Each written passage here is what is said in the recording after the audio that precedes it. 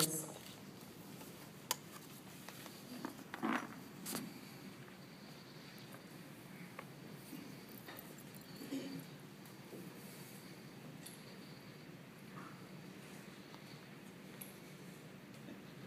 As you sleep metaphorically, you try to understand the dorsal aspect of the body. Though not your first crossing, you are on the outside, inside this once-removed zone, just beyond the city. Underground, you hear languages not easily recognized, and the sounds are muffled, as though submerged. Hold yourself underwater, placed ever so gently in the hand, like an uncompromising narrative. When a nervous twitch begins again in the inner ear, you wonder whether motion sickness is a loss of equilibrium or a loss of self. Much of your time is spent examining little movements between center and cinder, for instance. For the first time, or maybe not, you begin to feel your age in the arch, Achilles, and left fin, in the unexamined clinamen.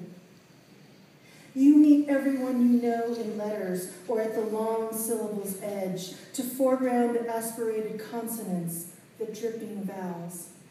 The page is wet, and moisture distorts meaning and vision. If objects contain the infinite, then you are only a shade of red. In other words, thirst approximates water. How the body yields in descriptive mode and harnesses speech in order to point and define the margins. While oxygen is taken in, a nebula appears. Trace the pattern so the anxiety held can dissipate. A visceral reaction occurs along the cervical vertebrae where C4 through C7 protrude, exposing a vulnerable contact point. The hues rise, and you visualize a scene where red meets yellow, meets sky, scatter effect. You are living what some call a polycontinental trans experience, only no one really calls it that. Racial fluidity, as you know it, is a myth. You are in place and displaced simultaneously, the result of being horizontal in a vertical city. How can you convey the floating border and its edges, which are sometimes smudged, sometimes translucent feathers? Can you reclaim mongrel, strain the semantic residue off? How can you correct your traveler status if you only have a finite time of existence, if you don't understand how gas converts to liquid? Condensation takes on new significance as you unpack not only your things, but your national identity, which is already in a state of flux from an ethnic standpoint.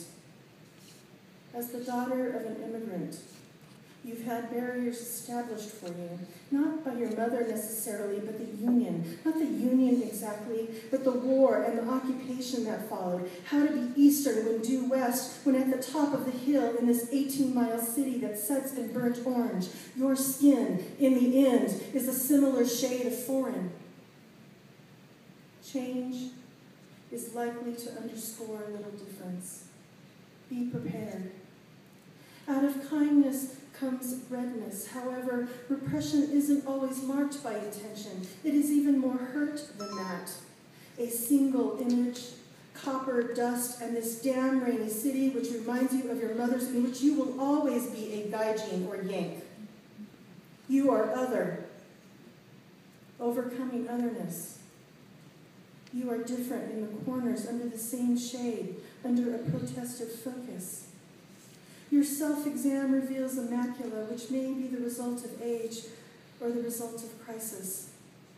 Winter glides along the force of sacrifice, all room in shadow.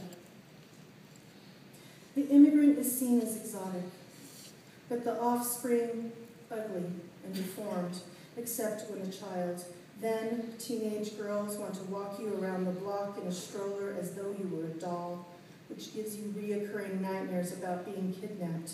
They want to strip you of your clothes when you are 12 in a utility room where no one will see. In this unkept sentence, in this lattice of vagueness lies violence, stain upon tender, withering letter. You are an ordinary color, a neglected Tuesday. Just as you are suffering, you read yourself, the whole center and the circumference and hanging. This way of dressing is an offering, which is not the same as disappearance. There is pleasure when there is passage, when there is room, when it is open, entrance. No window is futile, even if obscured. You are not that which is not right. But then again, maybe you are. Under your breath, you let out an expletive, fuck the hyphen. Then louder, fucking hyphen. You do not identify as combined words, linked grammar, division of recognized sloth. There is no dash between Japanese and American, nor after your middle name, which means just that, center, middle, inside, the care with which the rain is wrong, inside this cavity, inside the reddening of visage, inside nuance, inside the alarming evening. You make a timetable when to eat shit and catch the train, but never is there enough time to pack. Because how do you know what to bring as you meet yourself in another country, especially when you feel you haven't quite met yourself in your own? A clot occurs in the temporal lobe, and you seep into that sticky mass. You desire to soothe the discoloration, the wall of red, the lack of breathing room when you stand inside searching for exits, which are painted over. Someone, somewhere, must understand the loss and the shallow water that hovers. You are that dot of paint, that fleck, pitched by a stray bristle. That water damage. The dim light determines how you see your pallid organs, your ethnic face. This stain reflects and absorbs, and you wonder, if you cannot establish how the tessellating pieces interlock, how can you report it?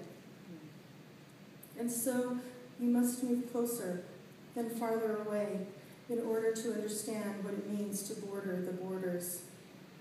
You are being pulled under, only you cannot go there, not today where the tributary is harsh and divides the city. You feel you could skip into the pockets, into the shadowy glass and disappear, but you do not.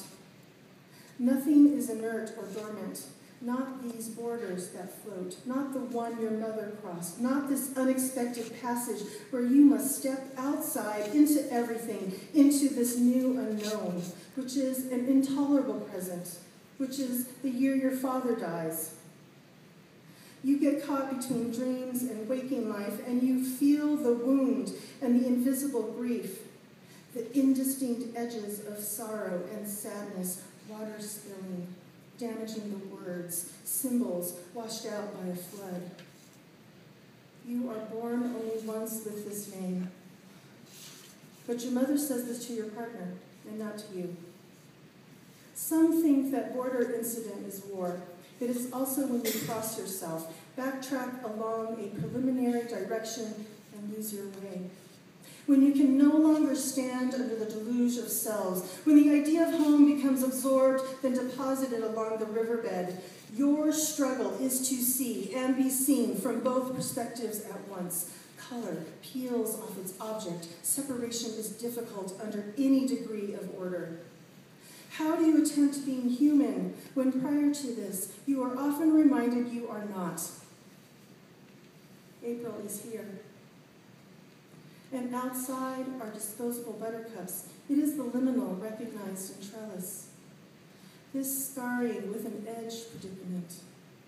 These seasons gather speed, then disperse. Autumn is enormous this time of winter. Boundaries exist on maps. You run into them when you submit your passport. You are annoyed when you are chosen for a random search and the things in your bags are taken out one by one and then stuffed back in. Checkpoints are real and insistent, and at other times rather benign. Your sense of direction is confused by this. Single color in an arrangement of equation and not ordinary. There were no rooms but room and a limited kind of moss growing between. There was an occupation, and the space within was a space within. There were few to occupy the remains of an offering. That is, the journey is startling, opening with a word, rushing toward the future. Your remnants, watermarked and high tide, the standing on 2 feet, painting over your own history. Hands between your breasts do not indicate foreplay, but, quote, a random search. What is the value of invisibility, if not invisible on the road? You unthread the hem, reconfigure the shades between reds. White surrounds you. Your presence in this absence detracts and complicates the sensation of emptiness. Once a border here, once a border here, once a border here. This color, which is not one, which is not monochromatic intensity, there is no place really where you are not alien, but you are studying the cadence of passing from side to side, the grammar of intricate mobility. You desire this. You do not desire this. Given that you have trouble encoding and retrieving memories, you've begun to make things up. What the brain will do with trauma, safeguard. So much depends upon red with white, with rainwater beside white. Dear hybrid, dear traveler, dear subservient of red, this morning is like any morning. The snow crests the mountain in the distant west. The air is crisp, but soon it will be filled with heat. The letter hasn't arrived yet, or only in pieces. You are waiting in the long line that is called the sentence, in the ubiquitous fragment, an illegible gesture, the smudged text. That is all you can do. Everything you say will be stolen, folded up neatly, and carried across mitigated borders, soggy and soaked with saliva. Then the energy will be converted, as all things in this transitory life. You do not know which to prefer. The comfort of inflections or innuendos. The whistling that comes just before or marks each rim just after. Without describing the exact location, you pierce the seasonal periphery. In the morning, when sleep is nearby, you want to understand the symptom of color. Thank you.